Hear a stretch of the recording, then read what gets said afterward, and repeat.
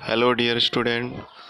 इस वीडियो में हम लोग डिस्कस करेंगे जो टेस्ट हुआ था उसके आंसर्स के बारे में कि कैसे कौन सा आंसर आएगा। तो चलिए समझते हैं। सबसे पहले पहला वाला क्वेश्चन देखते हैं। ये जो पहला क्वेश्चन है इसमें क्या पूछा है कि which of the following ABCD नाम की कुछ कार्स हैं जो सीधे रोड पे चल रही हैं। उनको ग्राफिकली दिखाया गया है क्योंकि उनके डिस्टेंस टाइम ग्राफ को दिखाया गया है। अब आपको ऑप्शन दिए उसमें से चूज करना है। जैसा कि आप देख रहे हैं ये क्लास 7th के लेवल का क्वेश्चन है। 7th में ये इस बारे में बताया गया है कि डिस्टेंस टाइम का कैसे पता कर सकते हैं कौन सा ऑब्जेक्ट या मूविंग कार फास्ट है कौन सा स्लो है। तो सबसे इजी जो तरीका है जो इस ग्राफ से हम लोग फाइंड आउट कर सकते हैं कि which car is moving fast and which car is moving slow, वो है कि देखेंगे हम लोग कि कितना दूरी, मान लीजिए ग्राफ है तो ये कोई कार है, ये कार, ये डिस्टेंस वाला साइड है और ये टाइम वाला ना। तो डिस्टेंस की तरफ ये ऊंचा काफ़ी गया है और टाइम की तरफ बहुत कम गया है, यानी समय कम ले और डिस्टेंस ज़्यादा ट्रेवल जो करे, यानी उसका स्पीड बहुत ज़्यादा है। और मान लीजिए अगर दूसरा कोई है कार, वो ऐसे उसका ग्राफ आ रहा है, यानी वो समय काफ़ी कम लिया है पिंक वाले से और साथ में टाइम ज़्यादा लिया है। सॉरी, ये दूरी कम तय किया है ये ग्रीन वाला और टाइम ज़्यादा लिया है। तो ज़्यादा समय अगर कोई ऑब्जेक्ट लेता है और कम दूरी चलता है तो उसको स्लो बोलेंगे। तो इसी तरह इस ग्राफ में भी दिया हुआ है कि आप देखेंगे तो सबसे फास्ट कह सकते हैं डी है, क्योंकि डी डिस्टेंस में ऊंचा है, मतलब काफ़ी दूरी तय किया और कम समय लिया है।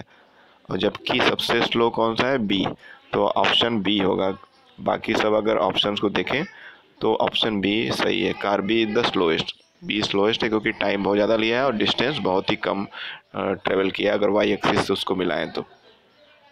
फिर आते हैं क्वेश्चन नंबर 2 पे कि एक सर्कुलर पाथ है, उस पर कोई दौड़ रहा है या कोई ऑब्जेक्ट घूम रहा है और उस सर्कुलर पाथ का रेडियस जो है, ये पाथ हो गया, सेंटर हो गया, ये इसका रेडियस हो गया आर। ठीक, अब क्या करते हैं, यहाँ ए पॉइंट है, यहाँ से कोई ऑब्जेक्ट मूव करना शुरू किया और वहाँ तक गया दूसरे साइड तक अपोजिट, जिसका नाम है बी पॉइंट। ठीक, और ये रेडियस इधर भी उतना ही रहेगा, उतना उधर भी रहेगा, सर्कल है। तो यहाँ से यहाँ मूव करने में ये आर गया, साथ में एक और आर, तो टोटल कितना डिस्प्लेसमेंट हुआ, 2r। तो आंसर 2r होगा, सी वाला। ठीक है, क्योंकि ए से लेकर के पॉइंट ए से बी तक गया है ऑब्जेक्ट। ठीक है, और ए और बी के बीच में जो दूरी है वो रेडियस का 2 गुना है, यानी आर और आर, तो 2r हो गया, यानी डायमीटर के बराबर है। डायमीटर इक्वल टू 2r, तो वही ऑप्शन 2r जो होगा वही सही होगा। नेक्स्ट देखते हैं थर्ड क्वेश्चन। थर्ड क्वेश्चन तो बहुत ही आसान है, सारे क्वेश्चन आसान है, ये काफ़ी इजी है कंपैरेटिवली, इसमें कुछ ज़्यादा न्यूमेरिकल नहीं करना है। इसमें पूछा है कि इसमें से कौन सी मूविंग ऑब्जेक्ट की कौन सी प्रॉपर्टी इसमें से जीरो हो सकती है। तो जीरो किसकी हो सकती है, जीरो जो हो सकती है वो है, इसमें 4 दिए हुए हैं form names: average velocity, distance travel, average speed और डिस्प्लेसमेंट। ठीक, तो हम लोग पहले पढ़े हैं कि जो क्वांटिटी वेक्टर क्वांटिटी होता है उसी का वैल्यू क्या होगा, जीरो होगा। ठीक, तो वेक्टर क्वांटिटी कौन कौन सा होगा, डिस्टेंस तो स्केलर क्वांटिटी होता है, उसको छोड़ देंगे। एवरेज स्पीड या एवरेज स्पीड एक स्केलर क्वांटिटी है। अब बचा एवरेज वेलोसिटी और डिस्प्लेसमेंट, यानी पहला और चौथा, पहला और ये चौथा, पहला और ये चौथा। तो ये दोनों जो हैं वेक्टर क्वांटिटी हैं, डिस्प्लेसमेंट वेक्टर क्वांटिटी है और एवरेज वेलोसिटी वेक्टर क्वांटिटी है। तो वेक्टर क्वांटिटी को हम लोग निगेटिव, पॉजिटिव या जीरो में भी लिख सकते हैं डिपेंडिंग ऑन द कंडीशन, यानी ये तीनों वैल्यूज में हो सकता है। तो ऑप्शन सी होगा, जिसमें first and fourth average velocity और डिस्प्लेसमेंट आ रहा है, ये दोनों जीरो हो सकते हैं। बाकी एवरेज स्पीड और डिस्टेंस कभी जीरो नहीं होंगे, क्योंकि वो स्केलर क्वांटिटी है। ये हो गया। अब इसके बाद नेक्स्ट वाला जो दिया है ग्राफिकल क्वेश्चन है कि वेलोसिटी टाइम ग्राफ है और ये ऐसे एक हॉरिजॉन्टल लाइन बना है parallel to time axis, time वाले एक्स एक्सिस के पैरेलल है। अब ये लाइन क्या शो कर रहा है? ये लाइन शो कर रहा है कि ये जो वेलोसिटी है, कोई भी जो ऑब्जेक्ट मूव कर रहा है उसका सेम है, इसलिए स्ट्रेट लाइन ऐसा है, फ्लैट। अगर वो ऊपर की तरफ रहता है यानी बढ़ रहा होता है, तो वो तो हो नहीं रहा है, केवल फ्लैट है। फ्लैट का मतलब एक ही वेलोसिटी से वो ऑब्जेक्ट चले जा रहा है, यानी यूनिफॉर्म मोशन है। यूनिफॉर्म मोशन में क्या होता है, ऑब्जेक्ट का जो है वेलोसिटी सेम रहता है हर टाइम पे, किसी भी टाइम पे उसको निकालेंगे तो सेम ही रहेगा। तो इसलिए ऑप्शन बी इसमें सही है। फिर एसआई यूनिट ऑफ स्पीड सबसे सिंपल है, मीटर पर सेकंड होता है। वेलोसिटी का भी सेम यूनिट होता है, मीटर पर सेकंड। ठीक है, तो ये सी ऑप्शन हो गया। फिर a train moving with uniform speed of 54 kilometre per hour, what is its speed in metre per second. तो मीटर पर सेकंड में इसको निकालना है, तो इसके लिए हम लोग समझे थे कि जो भी वेलोसिटी या स्पीड दिया है उसमें किसका मल्टीप्लाई कर देंगे, 5/18 का। ठीक, अब 5/18 का मल्टीप्लाई करके इसको सॉल्व करेंगे। 18 1 जा 18, 18 3 जा 15, और ये फिर अब 3 इंटू 5 करेंगे तो कितना आएगा, 15 आएगा। तो ये 15 ऑप्शन ए, एक मिनट, ऑप्शन ए आएगा 15। ठीक है, तो इस तरह ये सिंपल कैलकुलेशन से कर सकते हैं। फिर सातवें पे आते हैं scalar quantity has. Scalar quantity में क्या होता है, हम लोग दो क्वांटिटीज़ पढ़े हैं, स्केलर और वेक्टर। स्केलर में केवल मैग्नीट्यूड होता है, यानी उसका कोई वैल्यू जो होता है वही होता है, और वेक्टर में क्या होता है, मैग्नीट्यूड भी होता है और डायरेक्शन भी। तो यहाँ ऑप्शन ए सही होगा। ठीक, ऑप्शन ए सही हो गया।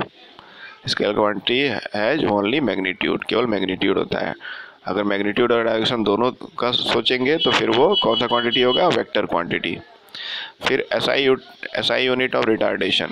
आप लोग जानते हैं रिटार्डेशन मीन्स डी एक्सेलरेशन का वैल्यू जब निगेटिव हो जाता है।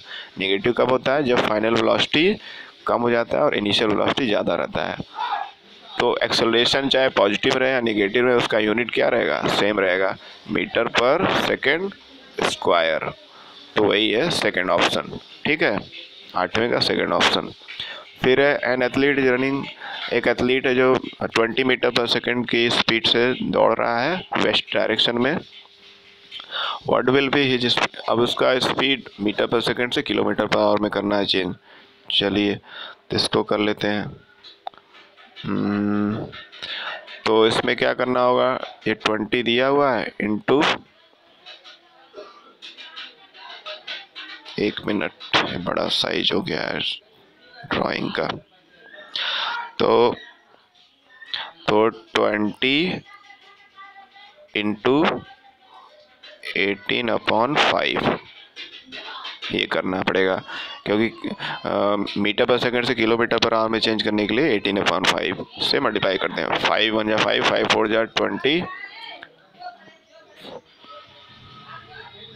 18 4 जा 72। तो ऑप्शन ए आएगा। ठीक है,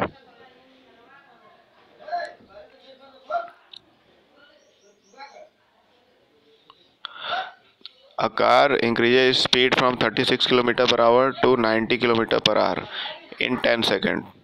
Its acceleration is,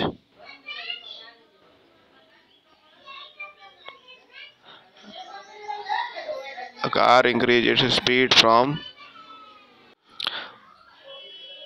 अब क्वेश्चन नंबर 10 देखेंगे। एक कार का स्पीड जो है स्टार्टिंग में 36 किलोमीटर पर आवर था और बाद में 90 किलोमीटर पर आवर हो गया, यानी चेंज हो गया और ज़्यादा भी हो गया, बढ़ गया, 36 से 90 बढ़ गया। Initial speed 36, final speed 90। और ये ये स्पीड बढ़ने में जो समय लिया वो 10 सेकेंड का लिया। तो उसका एक्सेलरेशन निकालना है। तो एक्सेलरेशन का हम लोग जैसा कि वैल्यू जानते हैं, फार्मूला जानते हैं, a=v-u/t ये होता है। तो लेकिन यहाँ पे क्या करना पड़ेगा, सबसे पहले हम लोग को वेलोसिटी को मीटर पर सेकंड में चेंज करना है। तो क्या करना पड़ेगा, वेलोसिटी का जो वैल्यू दिया है उसमें 5/18 का मल्टीप्लाई करेंगे, तब वो मीटर पर सेकंड में चेंज होगा।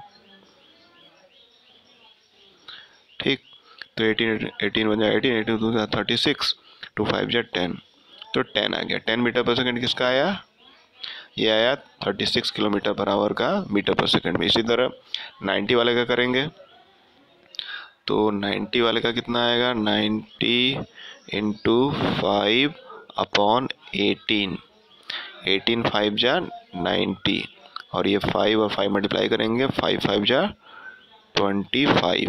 ठीक, ये 25 मीटर पर सेकंड आ गया 90 किलोमीटर पर आवर को मीटर पर सेकंड में चेंज करने पे। ये दोनों वेलोसिटी आ गया मीटर पर सेकंड में, टाइम सेकंड में ऑलरेडी है। तो अब हम लोग क्या करेंगे, एक्सेलरेशन के फार्मूले में इसको रखेंगे। तो एक्सेलरेशन का फार्मूला हम लोग जैसा कि पहले ही समझ गए हैं, फाइनल वेलोसिटी का कितना आया 25 माइनस इनिशियल वेलोसिटी का कितना आया था 10, ये मीटर पर सेकंड में वैल्यू कन्वर्ट करने पे आया था, और टाइम 10। ठीक, अब पहले माइनस करेंगे, 25 माइनस 10 15, 15/10। ठीक ना,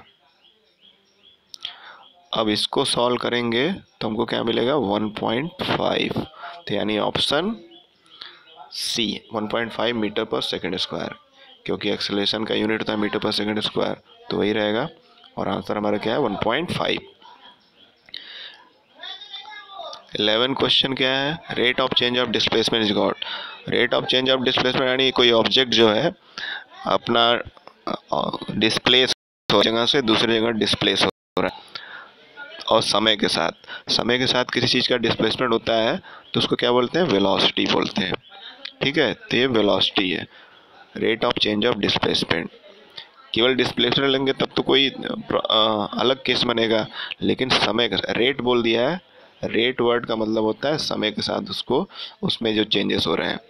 तो जो डिस्प्लेसमेंट हो रहा है किसी भी चीज़ का, यहाँ से वहाँ कहीं भी हो रहा है, और साथ में जो समय लग रहा है, इन दोनों को अगर लेते हैं तो फिर वो किसको डिनोट करता है, किसको रिप्रेजेंट करता है, वेलोसिटी को। तो rate of change of displacement is called velocity. आगे समझते हैं क्वेश्चन नंबर 12 जो है। क्वेश्चन नंबर 12 में क्या है, vector quantity acceleration is a vector quantity. ये तो पहले ही लिख दिया है कि एक्सेलरेशन वेक्टर क्वांटिटी है, वो क्या वैल्यू शो करेगा। तो हम लोग पहले ही पढ़े हैं कि अगर कोई वेक्टर क्वांटिटी है तो वो पॉजिटिव भी हो सकता है, निगेटिव भी और जीरो भी, तो इसलिए डी ऑप्शन सही रहेगा। ठीक है, ये सब बहुत ही छोटे छोटे क्वेश्चंस हैं। फिर आता है 13th question, an object travel 40 metre in 5 second and then another 80 metre in 5 second. तो यानी ये कोई ऑब्जेक्ट वो कर रहा है, पहले 5 सेकेंड में 40 मीटर चला, फिर अगले 5 सेकेंड में 80 मीटर चला। अब ये तो हम लोग को क्या निकालना है, एवरेज स्पीड। एवरेज स्पीड क्या होता है फार्मूला, एवरेज स्पीड का फार्मूला क्या होता है, एवरेज स्पीड का शॉर्ट में लिख सकते हैं total distance upon total time. तो पहले टोटल डिस्टेंस क्या है, यहाँ 40 है और 80 है, तो 40 और 80 को ऐड कर लेंगे, 40 + 80 अपॉन टाइम क्या है, 5 सेकंड पहले लिया 5 सेकंड बाद में, यानी 5 5 10 हो जाएगा। अब कितना आएगा 80 40 120 अपॉन 10, तो ये कट जाएगा 0 से 0, बचेगा 12। तो 12 मीटर पर सेकंड आएगा एवरेज स्पीड उस ऑब्जेक्ट का। ठीक है, तो ये सिंपल फार्मूले से निकल सकता है। 14th क्वेश्चन देखते हैं, a worker covers a distance of 40 kilometre from his house to his place of work, 30 kilometre towards his house back, then the displacement covered by the worker in the whole trip is 14th question में क्या बोला है कि एक बार फिर समझते हैं।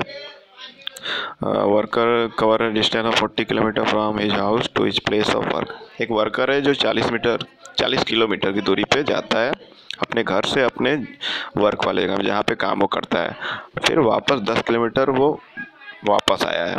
यानी ऐसे देखते हैं कि ऐसे वर्कर यहाँ से अपने होम से, सॉरी थोड़ा सा सही लिखना पड़ेगा इसको, ये घर हो गया यहाँ पर, यहाँ जॉब वाला जगह, तो ये 40 किलोमीटर चला, 40 किलोमीटर चला, फिर वापस 10 आ गया। तो डिस्प्लेसमेंट इसमें पूछा है। डिस्प्लेसमेंट हम लोग जानते हैं कि इनिशियल पॉइंट से जहाँ से कोई ऑब्जेक्ट चला है वहाँ से उसका फाइनल पोजीशन, ओवरऑल जो मूव करते हुए यहाँ तक पहुँचा है वहाँ से उसके इनिशियल पोजीशन का डिफरेंस पता करना रहता है। तो 40 यहाँ चला था और वापस 10 आ गया। अब ये और ये दूरी जो बचा हुआ है वही उसका डिस्प्लेसमेंट है, इनिशियल पॉइंट और यहाँ पे जो पहुँच गया रिटर्न होके आधे रास्ते में, आधे रास्ते नहीं उससे भी कम में। तो ये हमारा कैसे आएगा, 40 टोटल डिस्टेंस माइनस जो भी रिवर्स आया है -10, यानी आएगा 30। ठीक है, तो ऑप्शन सी होगा 30 किलोमीटर उसका डिस्प्लेसमेंट। 15 देखते हैं। 15 काफ़ी इजी क्वेश्चन है, छोटा सा। A body whose position with respect to surrounding does not change it's said to be in, हाँ यानी कोई ऑब्जेक्ट जो या बॉडी अगर वो अपने आसपास के अकॉर्डिंग अपना पोजीशन चेंज नहीं कर रहा है तो उसको हम लोग क्या बोलेंगे, वो किस किस अवस्था में है, तो वो रेस्ट यानी रुकी हुई अवस्था में। जैसे आपने टेबल रखा है, ठीक है, टेबल रखा हुआ है, भले आसपास की चीज़ें हिल डुल रही हैं, आप इधर उधर घूम रहे हैं या अदर कोई भी चीज़ है वो हिल रही है, मान लीजिए झूला है या कुछ भी है, लेकिन चेयर जैसे का तैसा है। तो आसपास के एनवायरनमेंट, पेड़ पौधे हैं मान लीजिए घर के बाहर, वो भी हिल रहे हैं पत्ते, आप हाथ पैर हिला रहे हैं, लेकिन वो चेयर नहीं या टेबल नहीं हिल रहा है। तो अपने सराउंडिंग के हिसाब से वो रुका हुआ है। अब मतलब अपने सराउंडिंग के हिसाब से उसमें कोई चेंज नहीं हो रहा है, और जब चेंज नहीं हो रहा है तो यानी उसको क्या माना जाएगा, उसको माना जाएगा कि वो रेस्ट में है, यानी रुकी हुई अवस्था में है। ठीक, तो ये रेस्ट आंसर होगा। तो इस तरह से आप सारे क्वेश्चन को ईजिली कर सकते थे। अभी इसको समझ लीजिए, नेक्स्ट टाइम आप अच्छा करिएगा टेस्ट में। ओके।